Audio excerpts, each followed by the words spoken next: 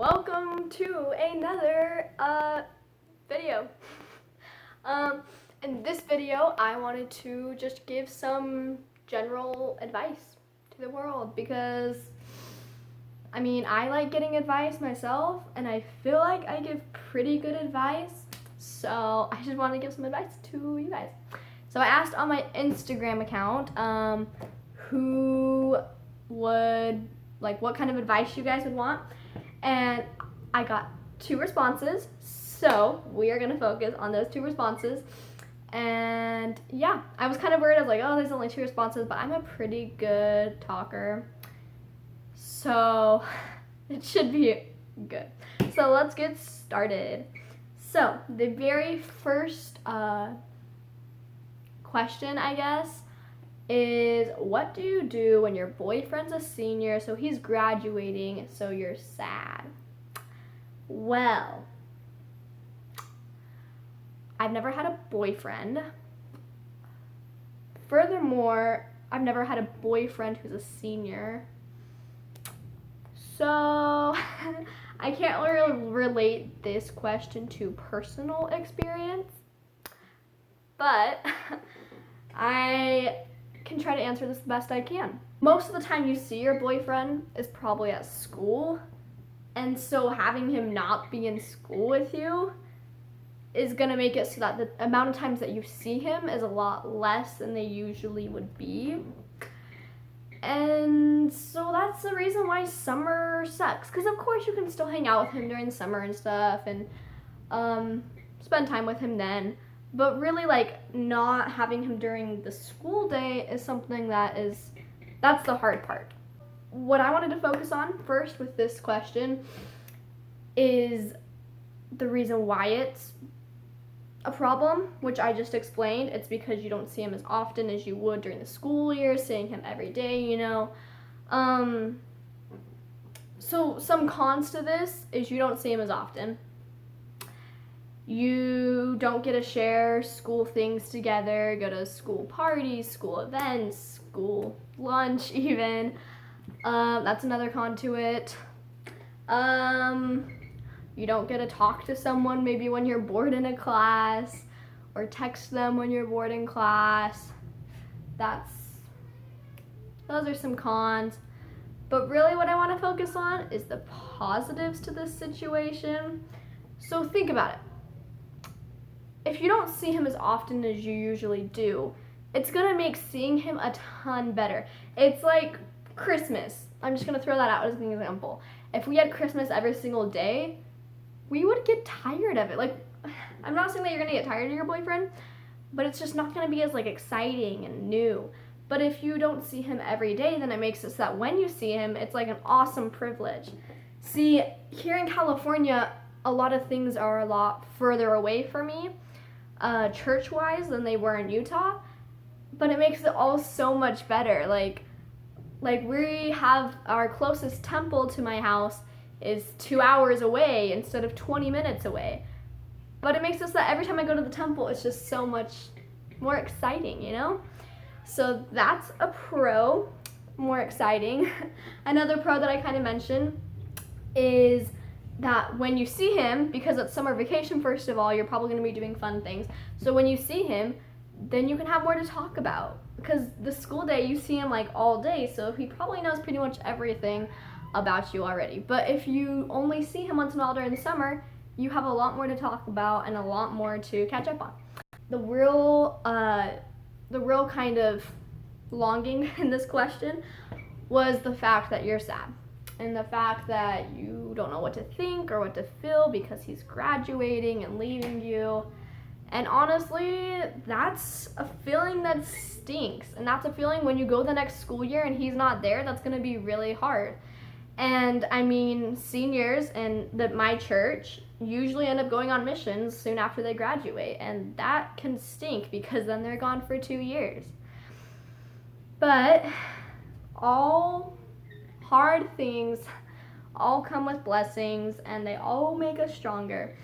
So even though it stinks to have your boyfriend gone the next school year, and it's sad to see him graduate and leave the school, then you just got to remember that it's for your own good. and it's gonna be hard, it's gonna be sad, but it's gonna toughen you up. And you know, if you have a future boyfriend, then you already know how it feels to have him gone. So if he leaves for something bigger, then you can understand that.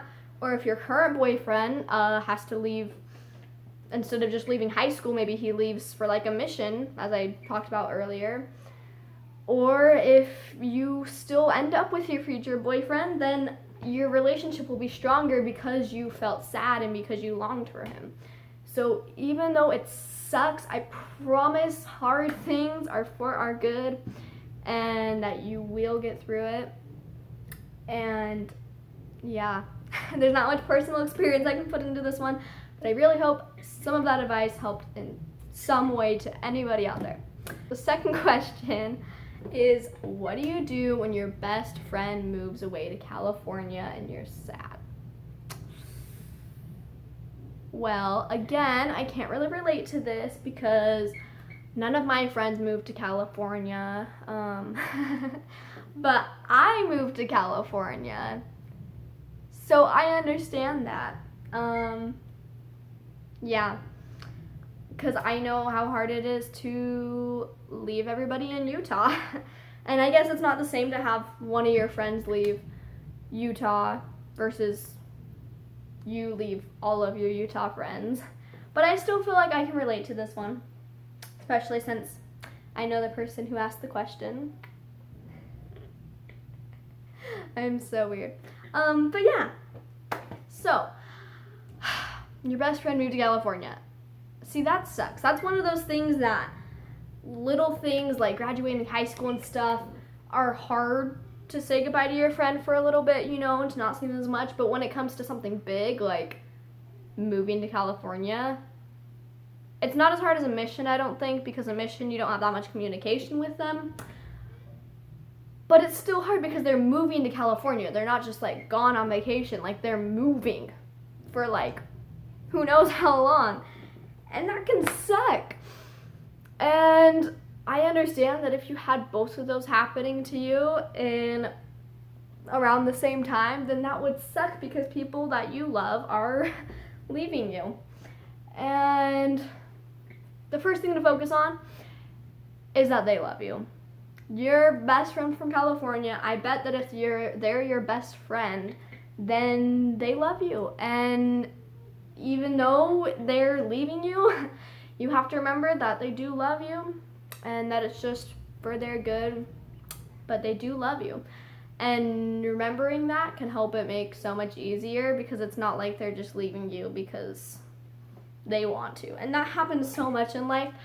When people leave us in life, we sometimes wonder if it's because of something we did or something we said, or that they don't love us and that they won't stay for us. But it never is. If there's someone that important in your life and they leave your life, it's almost never because they don't love you, because they do.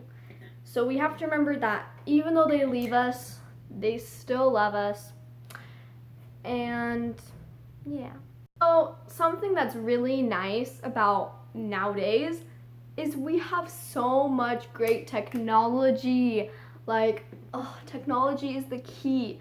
Back in the day, my parents were talking about how when they moved, they would write letters to their friends and send them to them, and they'd write letters back and forth for a little bit, but then over time they would just stop writing letters and they would forget to write letters, and that friend would just be like out of their life. And I was just like, how? Like, that's kind of crazy because nowadays you can just send a text whenever. Like, whoa, like I can still talk to all of my friends and you can still talk to your friend in California.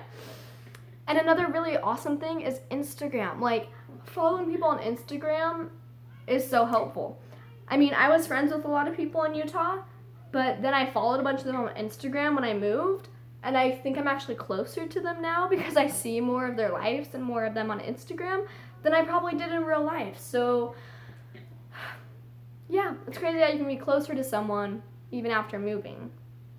And another awesome thing, kind of like having your boyfriend graduate and not seeing him as often, when your friend lives far away, when you see them again, then it's like it's just so much more exciting, and there's so much more to talk about, and it just makes it all that much more better, and it makes you remember to cherish the things that you have in your life.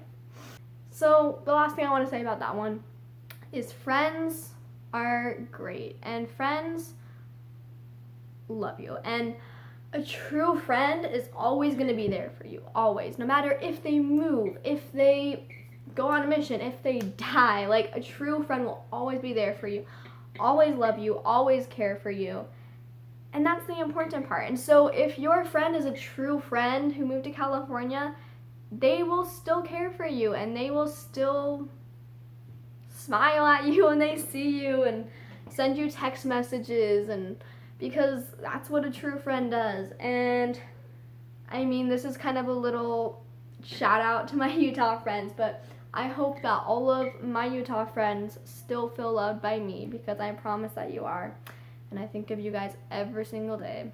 And yeah, I hope that my advice was able to help with a couple of things. I like giving advice. I don't know if I'm good at it. Let me know if I'm good at giving advice.